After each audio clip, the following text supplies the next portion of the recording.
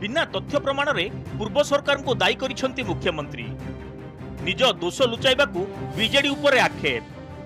प्रमाण मागिबारु पछघुंचा देउछि शासक दल। शुक्रवार मुख्यमंत्री विवृत्ति पर आज एभली अभियोग करिछि बीजेडी। सबु कथारे पुराना सरकार को दायी करी निज सरकार को दोष लुचाउछंती मुख्यमंत्री। गतकालीर अभियोग उपरे कौनसी प्रमाण गृह रखि पारि नथिले। मुख्यमंत्री एही सस्ता और विवादीय बयान जोगु एसपरी सरकारी चाकरी पाइथिबा अनेक परीक्षार्थी मनोबल भांगी जाइछि। एहाकु विरोध करी आज उभय प्रश्नोत्तर काल और शून्यकाल रे बीजेडी विधायक गृह मध्यभाग हट्टगोल करथिले। शून्यकाल रे मुख्यमंत्री एसओ चाकरी बिक्री विवृत्ति कथा उठाई रुलिंग दाबी कले विरोधी दल मुख्य सचेतक प्रमिला मल्लिक। मुख्यमंत्री एपरी सस्ता मंतव्य परिश्रम करी चाकरी पाइथिबा लक्ष लक्ष पिलाक प्रति अपमान बोली से कहिसंती। प्रश्न करिसंती